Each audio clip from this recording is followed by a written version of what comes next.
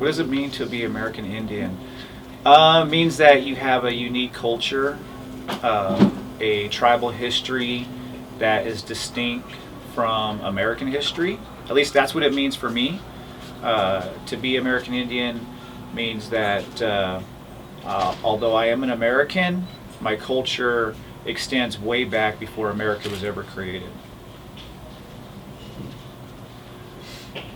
So how has being a American Indian impacted your life? It's impacted my life tremendously. Being Native or being tribal can be really hard in American society because our tribal values are, in some cases, in line with American values, but in some cases they're not. And I always tell my students one of the biggest difference, I think, between American Indians and Americans would be we're very communal. We share our wealth, our resources, and although we believe in individualism, we don't believe that the individual is more important than the community, that individual rights should trump what's best for the nation, what's best for the family.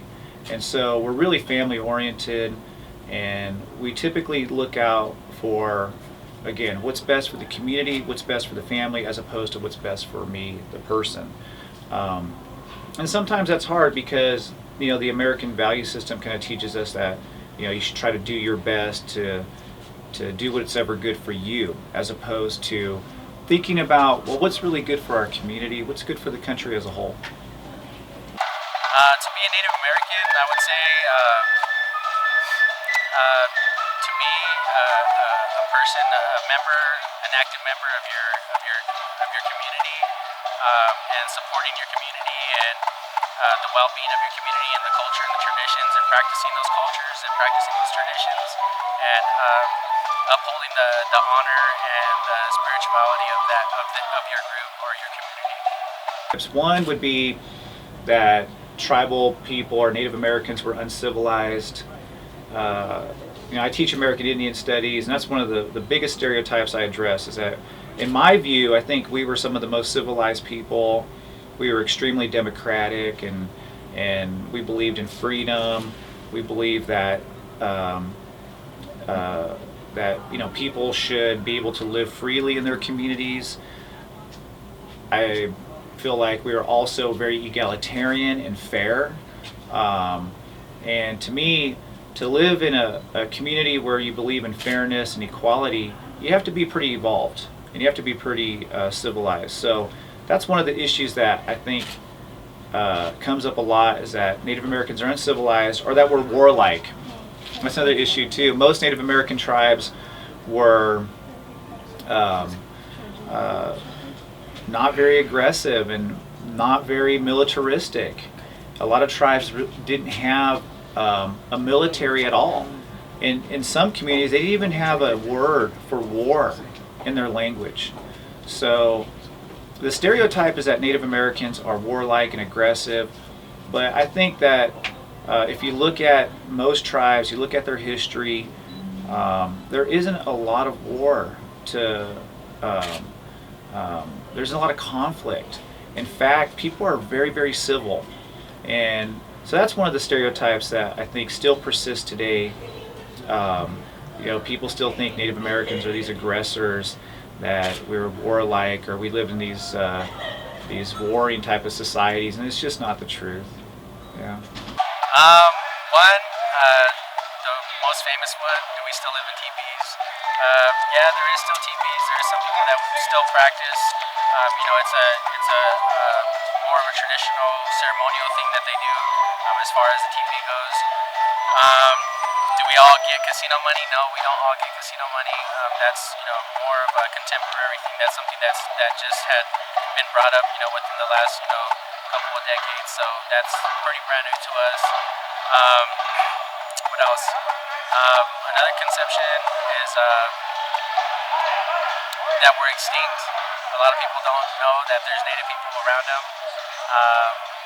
And I would say another one would be like mascots, like for instance in Chicago, Blackhawks. That would be I would say that's how they portray us. That's how they look at us. It's just as a mascot, not as a human being. So I would like to say that we it kind of degrades us a little bit as far as how we're portrayed and how we're imaged. What I would like to, what I would like people to know is that American Indians, especially today, we're just like everybody else.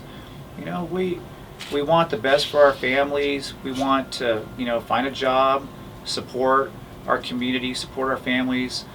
Our culture is unique and it's different, but just because our culture is a little different doesn't mean that we're so different that people can't relate to who we are.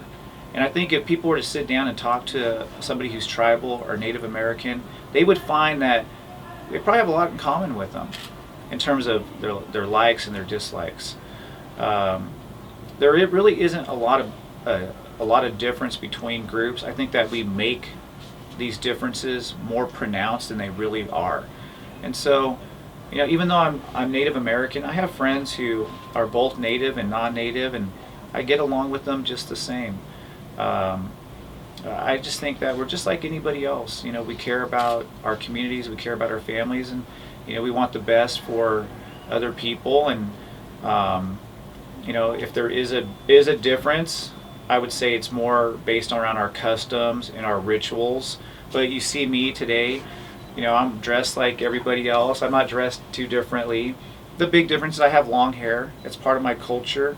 But beyond just me wearing my hair long, I'm pretty much like everybody else.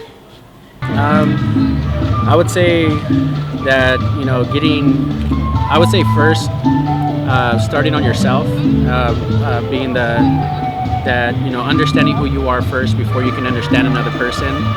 So knowing your heritage, knowing your background, your culture, and your traditions, and then furthering that education or furthering that knowledge or wisdom into learning somebody else's culture and their practices and how they believe. And I think that there's just a better understanding there because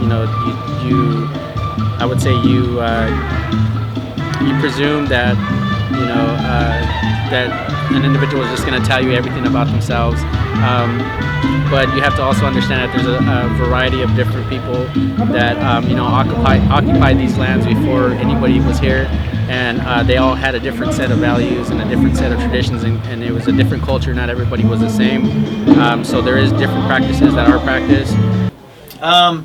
Well, for me personally, every day is Native American Day. But I think that any day that we set aside to celebrate Native American culture is a good day. Because we live in America, and the first people here were Native Americans. The first people of this land were tribal people who were here for who knows how many years, thousands of years maybe. They are the original people. They have the original culture. And we should all, I think, know a little bit about them. And we should all, I think, be respectful of the fact that this is, traditionally speaking, still Indian land that we live on. And so any day that recognizes Native American history, Native American culture, it's a good day. Well, it's actually California Indian Day. So well, it's not a national holiday, so I really don't, see much of it as being, a good thing. I mean, I understand that. I think it's a good thing that it's actually there, but I believe that there should be more. It should be. It's just one day for the people that it's one day that's represented for people that we go to school on now. Our school is built in California, so I think that we should pay respect by giving more than one day or more than just one. We don't even get the day off. We get Columbus Day off, and Columbus wasn't even from this area, and so there is some controversy there as to why isn't California Indian Day being celebrated more or being at least respected more and more awareness brought to that as opposed to Columbus Day and stuff like that. So I would definitely say that it is a good thing. California Day is a good thing, and there is a lot that comes out of that, and there's a lot of education and awareness that comes from that day. but I would definitely say that there needs to be more, and especially not just from individuals, but also from the campus, also from the community from this area. There should be more of an awareness brought to the attention of the communities and say, hey, California Indian Day, do you guys even know where, what land we're standing on right now? Whose land this was before this school was built here? I'm assuming you don't know. So that's something that would be brought up to say, hey, California Indian Day, you guys are on Yoka land. So give thanks for that. Give respect to that. And so definitely, making that understanding of California Indian Day being a day to respect the people that were here before us.